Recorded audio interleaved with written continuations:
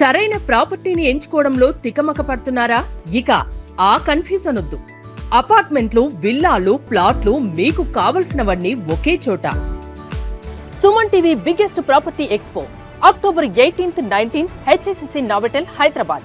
ఇప్పుడే free entry కోసం call చేయండి.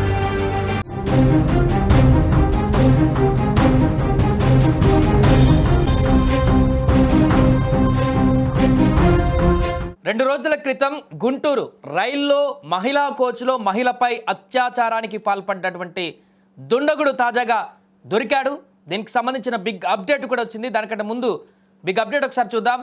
హైదరాబాద్ మొత్తంలో ఉన్నటువంటి బెస్ట్ ప్రాపర్టీస్ అన్నింటినీ కూడా ఒకే వేదికపైకి తీసుకువస్తుంది సుమన్ టీవీ. అక్టోబర్ 18, 19వ తేదీన HSCC నోవోటల్లో జరిగే సుమన్ టీవీ ప్రాపర్టీ ఎక్స్పోలో best flats, villas, open plots Deepavali offers and డిస్కౌంట్స్తో అందుబాటులో ఉంటాయి. మీరు విజిట్ చేసి ప్రతి గంటకి ఒక గోల్డ్ కాయిన్ గెలుచుకునేటువంటి ఛాన్స్ కూడా ఉంది. ఫ్యామిలీతో రండి, మీ డ్రీమ్ ప్రాపర్టీని సొంతం చేసుకోండి. రైట్, ఇక వార్తలోకి వెళ్తే, రైలు ప్రయాణికుల పైన అఘాయిత్యం చేసినటువంటి కేసులో రైల్వే పోలీసులు నిందితుడిని అరెస్టు చేశారు. తాజాగా 4 రోజుల క్రితం సంత్రాగచ్చి చర్లపల్లి స్పెషల్ రైలులో జరిగినటువంటి ఈ దారుణం తెలుగు రాష్ట్రాలలో సంచలనంగా మారింది. ఈ ఘటనపైన సికింద్రాబాద్లో కేసు నమోదైంది. సాంకేతిక ఆధారాలను, ముఖ్యంగా సీసీ కెమెరా ఫుటేజ్ను ఉపయోగించి గుంటూరు రైల్వే పోలీసులు నిందితుడిని చాకచక్యంగా పట్టుకున్నారు. నిందితుడిని సత్తెనపల్లికి చెందినటువంటి జొన్నలగడ్డ రాజారావుగా పోలీసులు గుర్తించినట్టుగా తెలుస్తోంది. 4 రోజుల క్రితం ఆంధ్రప్రదేశ్కు చెందినటువంటి ఒక 35 ఏళ్ల మహిళ ఈ దారుణానికి బలైపోయింది. సోమవారం ఆమె రాజమహేంద్రవరం రైల్వే స్టేషన్లో సంత్రగాచి స్పెషల్ రైల్లోని మహిళా బోగిలో ఎక్కింది. రైలు గుంటూరు స్టేషన్కు చేరుకునే సమయానికి ఆ బోగిలో ఉన్న మిగిలిన ప్రయాణికులంతా కూడా దిగిపోయారు. దీంతో మహిళా బోగిలో ఒక్కతే ఉండిపోయింది. ఇక మహిళ ఒక్కరే మిగిలారు. సరిగ్గా అదే సమయంలో దాదాపు 40 ఏళ్ల వయసు ఉన్నటువంటి ఓ వ్యక్తి, ఓ దుండగుడు ఈ బోగిలోకి ప్రవేశించేందుకు ప్రయత్నించాడు. ఆమె ఒక్కతిగా ఉందన్నటువంటి విషయాన్ని గ్రహించాడు. అది మహిళా బోగి అని ఆమె వారించినా కూడా అతడు ప్రాధేయపడి నమ్మించి బ్రతిమలాడి ఆమె లోపలికి వచ్చేలాగా ప్రాధేయపడ్డాడు. ఇక లోపలికి వచ్చాడు. లోపలికి వచ్చిన కొద్దిసేపటికే ఆ వ్యక్తి బోగి తలుపును మూసేశాడు. మొత్తం ఎంట్రీ ఎగ్జిట్ లోపలికి సంబంధించి రైలు గుంటూరు స్పెషల్ స్టేషన్ నుంచి కదిలినటువంటి దాదాపు 20 నిమిషాల తర్వాత ఆ వ్యక్తి తన వికృత రూపాన్ని బయటపెట్టాడు. అతను వెంట తెచ్చుకున్నటువంటి కత్తితో ఆ మహిళను బెదిరించాడు.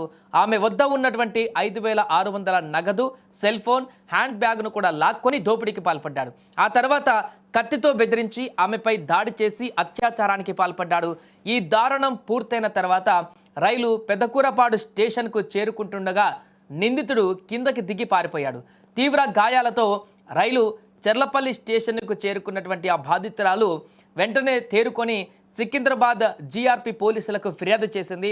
పోలీసులు కేసు నమోదు చేసి దానిని నడికుడి జీఆర్పీ పోలీసులకు బదిలీ చేశారు ఆ కేసుని. ఇక ఆ తర్వాత దర్యాప్తు కొనసాగించారు. ఈ కేసును పోలీసులు ఛాలెంజింగ్గా తీసుకున్నారు. నిందితుడిని పట్టుకోవడానికి ప్రధానంగా సీసీ కెమెరా ఫుటేజ్ను ఆధారంగా చేసుకున్నారు.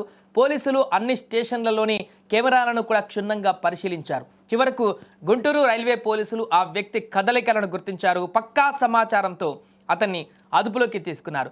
అతడు సత్తెనపల్లికి చెందినటువంటి జొన్నలగడ్డ రాజారావు అని తెలుస్తుంది. దీంతో ఈ కేసుకు సంబంధించిన కీలక పరిణామం చోటు చేసుకుంది.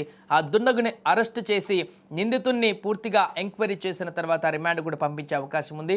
ఇక ఇలాంటి ఘటనలు చోటు చేసుకోకుండా కఠినమైనటువంటి చర్యలు కూడా తీసుకోవాలంటూ కూడా ఇప్పటికే ప్రయాణికులు డిమాండ్ వ్యక్తం చేస్తున్నారు.